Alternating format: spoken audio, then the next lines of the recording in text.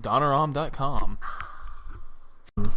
Sitting around here, returning a microphone here to Angus Beef, and we got to talking about games. Of course, that's the common theme, the common thread to our videos is televised video games. So we got to talking. We're coming up on our holiday breaks for all those college students and high school students and the such. And holiday breaks, a great time to take a break from academia and lose yourself in some video games. And I got to thinking about games that I got around the holidays that I squandered my holiday breaks on. And there's nothing quite like not going to school or class for you collegiate types and just sitting around playing video games. And so I'm just going to do a little impromptu top fives. We'll count them down from 5 being the least enjoyed, but still greatly enjoyed, to 1 being the most enjoyed. So, starting off at number 5, my brother got a PlayStation for Christmas, but he was a little young to be able to use it. I mean, he used it, he played Crash Bandicoot and stuff, but it was just going to waste on the boy. I had to get some games for it. I had a Nintendo 64, I was happy with it, but still, friends were always talking about games, and when you're a kid and you're talking about video games, what is everyone talking about? They're talking about the gore. So number 5, we'll start off with Resident Evil 2. So I get Resident Evil 2 from my grandmother for Christmas, and I take it home. And I pick Leon, because I'm not going to pick the girl, I'm a young boy, and I'm walking away from the first area, from the car crash, and I'm trying to shoot, I'm hitting the shoot button, but he's not even trying, and the zombies eat me. So on my next try, I realized that you have to actually take aim, you have to actually hold R1 down to ready your gun and aim it, and I'm not good enough and the zombies eat me. So through this trial and error, I'm seeing all sorts of gore and blood, and of course when you die on Resident Evil 2, it kind of pans out, it shows whatever killed you killing you some more, and it says, you died. And it writes it even. It just really shoves it in your face that you die. So kind of laying the groundwork for the trial and error based gameplay of games like Dark Souls and stuff. Not as soul-crushingly difficult and unforgiving as Dark Souls, but Dark Souls wouldn't be making us feel like less of a man now if Resident Evil 2 hadn't challenged us as boys. So yeah, Resident Evil 2, and it's relatively short once you get the hang of it, and once you get the hang of it, you're doing great when you realize you can't just shoot every zombie, you have to actually conserve your ammo, you have to think, you have to move quickly between areas, really, and just a masterfully created game, and it's short enough to where you can knock it out on a holiday break and still have room for other games, and it's really great to come back to school and talk to your friends about how you beat Resident Evil 2. I know that I did. So we'll move right along, and we'll actually stay on the PS1, because after I was done with Resident Evil 2, I had some Christmas money. My mother took me to Walmart, and I purchased Castlevania Symphony of the Night. I wanted to kind of stick with the same theme, so I thought it was the first Castlevania game I ever played, believe it or not. And I wanted to stick with the kind of a terror theme for that particular holiday break, but Castlevania is not really horror. It's more like spooky. It's more horror in the sense of sitting around watching old monster movies is horror. So I buy it, and immediately I'm mesmerized. Everyone dogs on this one, Castlevania Symphony of the Night. They call it Metroidvania. Well, I say everyone does. Actually, a small population does. It's a universally loved game, and for darn good reason. You can knock this out on holiday break easily. But there's so much exploration in such a short amount of time. It's just incredible how they did it. But yeah, it does follow the Metroid formula pretty closely. Injects some stronger RPG elements, leveling up, changing out equipment. But the map exploration is very Metroid and finding the relics and stuff. But it is its own game. It has its own personality. It has its own feel. And it's a fantastic game. And another thing that's great about the holiday break is you don't want to go outside. It's too cold. You want to have your one day where you're playing in the snow, and you might go out a couple hours every day afterwards, but for the most part, you want to stay inside where it's warm, so video games are perfect, and I can't think of a more perfect one than Symphony of the Night to sort of just stay inside with some hot cocoa and rip through. And the best part of Symphony of the Night is when I was a kid, before we all just logged onto the internet to read every single thing about a game before we played it, you would play through it 50 times. I know I played through it twice on that particular holiday break, never realizing there was a second castle.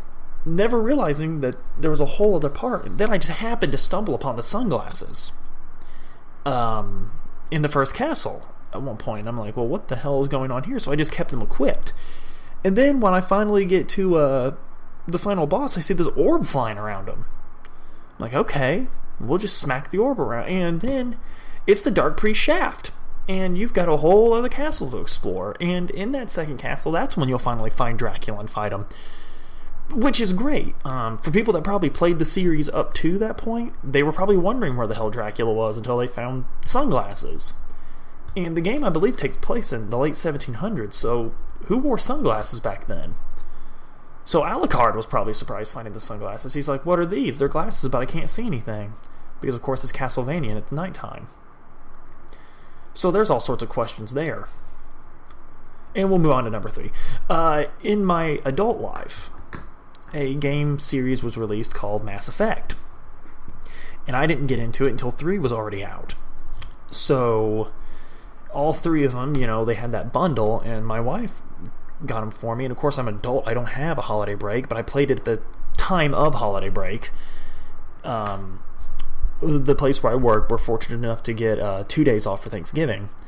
And Mass Effect is it's a full weekend play, really, all 3 games. And it's fantastic. Really, it is. I know you guys have probably heard that, and I'm not going to harp too much on it because, really, I'm just including it on the list because it deserves to be here. Because it really is a fantastic play for your holiday breaks. You might even have time to go through it twice. Do a Paragon and a Renegade run. It's really neat. Or, I know a lot of people try and perfectly balance it, like a lot of people did in KOTOR. Which, give that a shot, Don't let BioWare tell you how to do your shepherd. He's your shepherd. Until he dies in the 3rd game. No matter what you do. Period. So, we'll move on to number 2 now from that. And I'll go on this a bit longer. So, the second year of PlayStation ownership, my mother's mother, my other grandmother, got me a different PS1 game for Christmas, and it was Metal Gear Solid. And every video game magazine in the world wouldn't shut up about this game up to its release. Nobody would be quiet about it, and for darn good reason, because it absolutely changed the way I looked at video games. The idea where there was a video game where you had to go sneak around rather than just kill every single living creature you saw was pretty neat, to be frank.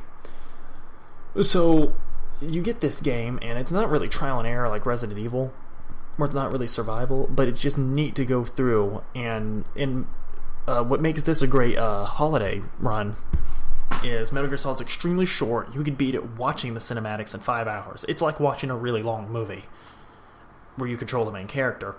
But what's really great about it is it rewards you with ranks at the end of the game based on how well you played, how many guards you wound up having to kill because you couldn't sneak, how fast you went through the game, how many rations you used, which are items that heal you. And it's great every year just to revisit this game on your holiday break or whenever and run through and see where you rank. As when I was a kid, I generally ranked in around Puma, not very well at all. But as an adult, I was able to achieve the Fox, which I believe is the second best. Oh, and the difficulty you select affects that too. So it's a great game to play on your holiday break. Just get some friends together, make a pact to play through Metal Gear Solid, and compare your score at the end. I believe that Metal Gear Solid 2 for the PS2, I believe there was actually a website at the time where you could go and enter your rank and see where you nationally rank. Sort of a precursor to the leaderboards that we're so used to with Xbox 360 and Xbox Live. So, last but not least, because it's number 1, which I told you earlier would be the most, and I talk about it all the time, it was in my top 10 favorite video games because it's just an amazing game, Ocarina of Time.